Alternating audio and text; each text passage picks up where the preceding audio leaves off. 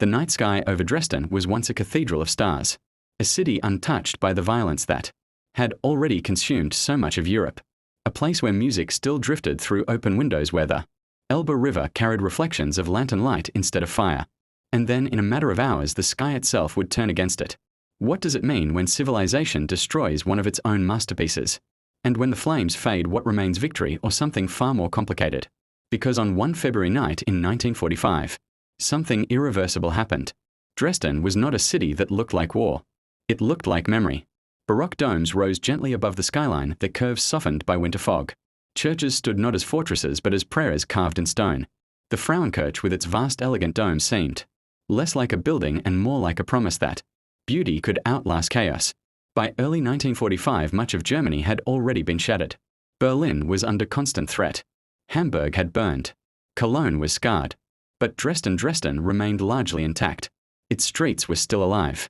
Trams rattled along narrow roads. Bakers opened their shops. Before sunrise, the smell of bread pushing back against the cold. Children still walked to school clutching books instead of gas masks.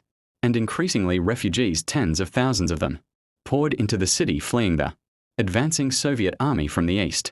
They came with what little they could carry: a suitcase, a photograph, a memory of home that might already be gone. Dresden became a sanctuary, or at least it felt like one. There were rumors, of course. There were always rumors. But many believed the city would be spared. It had little strategic importance compared to industrial centers.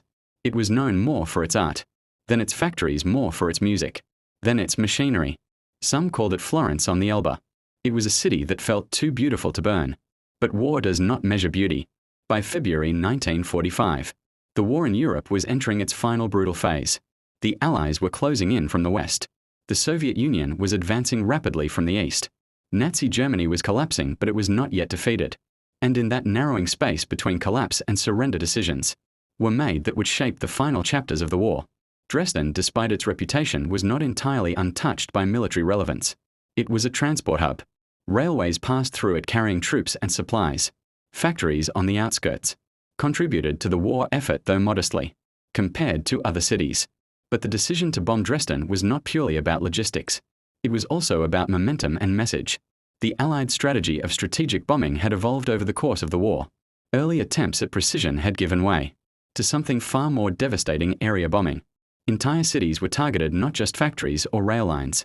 The goal was to break not only infrastructure but morale, to end the war faster, at any cost.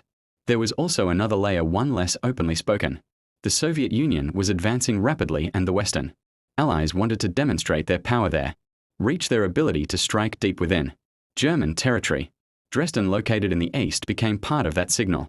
A city of culture caught in the machinery of total war. And so, in the cold darkness of February 13, 1945, the engines began to turn. High above the clouds, hundreds of bombers moved in formation. British Royal Air Force planes led the first wave.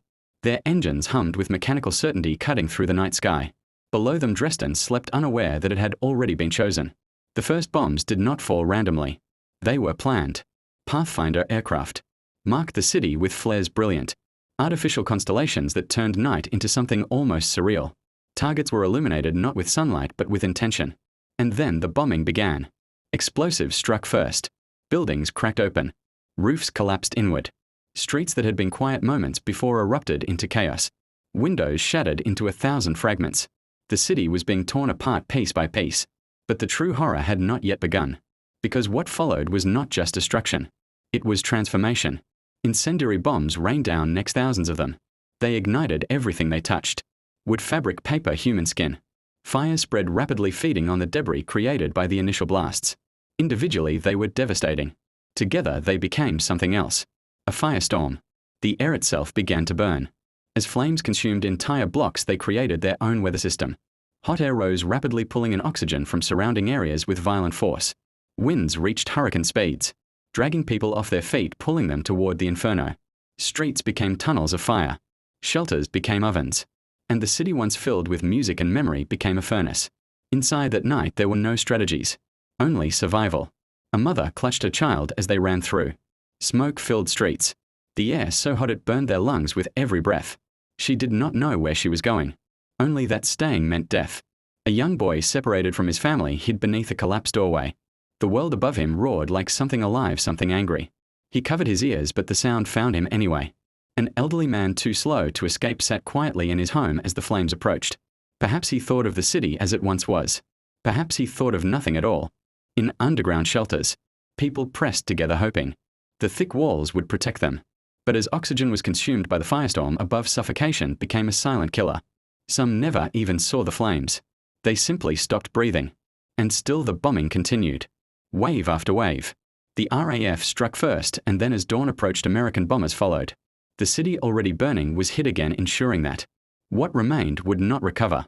By the time it was over, Dresden was no longer a city. It was an absence. Morning revealed what the night had done. Where there had been streets, there were now scars. Buildings stood hollowed out, their insides exposed like broken bones. The Frauenkirche, once a symbol of endurance, was reduced to a smouldering ruin. The air was thick with ash. And silence. Not the peaceful silence of early morning, but something heavier. Something final. Estimates of the dead would vary for decades. Tens of thousands of lives were lost, many of them civilians, refugees, children, people who had believed until the very end that this city might be spared. But numbers do not capture what was lost. A culture was burned. A memory was erased. And yet the war continued. News of Dresden spread quickly, but not always clearly. For some, it was seen as a necessary act, a final push to end a war that had already taken millions of lives. If destroying a city could shorten that suffering, was it justified? For others, it was something darker. A line crossed. Even within the Allied nations, there were voices of discomfort, questions about whether such destruction had gone too far, whether the strategy of total war had consumed the very values it claimed to defend. Dresden became more than a battlefield. It became a symbol of the power humanity had gained and the cost of using it without restraint. In the years that followed, the world would try to rebuild. Dresden itself would rise again slowly, stone by stone, memory by memory. The Frauenkirche would be reconstructed decades later, its blackened stones carefully placed alongside new ones, a visible reminder of both destruction and renewal. But the shadow of that night never fully disappeared, because Dresden was not an isolated event. It was part of a larger transformation in how wars were fought. Before the 20th century, wars were often fought between armies on defined battlefields. Civilians suffered, yes, but they were not always the primary targets. That changed. Industrialization had made entire societies part of the war machine. Factories, railways, cities, everything became a target. And with that shift came a new kind of warfare. Total war. Dresden was one of its clearest expressions. And its consequences would ripple far beyond Germany. Just months after Dresden, the world would witness something even more devastating. Hiroshima. Nagasaki. The atomic age. Cities could now be erased in a single moment. The firestorm over Dresden was a warning, though few recognized it at the time. A glimpse of what humanity was becoming capable of. And once that capability exists, it does not disappear. In the decades that followed, historians, philosophers, and survivors would continue to debate Dresden. Was it militarily necessary? Was it morally defensible? There are no simple answers. Some argue that it helped hasten the end of the war, saving lives in the long run. Others see it as an example of excess, a moment when victory came at the cost of humanity itself. Both perspectives exist. Both are part of the truth. Because history is rarely clean. It is shaped by decisions made in uncertainty by people who cannot see the full consequences of their actions. And once those actions are taken, they cannot be undone. Today, Dresden stands once more as a city of culture and beauty. Tourists walk its streets. Music fills its halls again. The scars are still there, but they are no longer the only story. And yet, if you look closely, you can still see February 1945. In the rebuilt stones. In the memorials. In the quiet moments when the city seems to remember what it once endured. Because memory does not fade as easily as buildings are rebuilt. It lingers. It asks questions. And it waits for us to answer them. What do we do with the power we create? How do we decide what is justified when survival itself is at stake? And perhaps most importantly, what do we choose to remember? Because forgetting is easy. Rebuilding is visible. But understanding requires something more.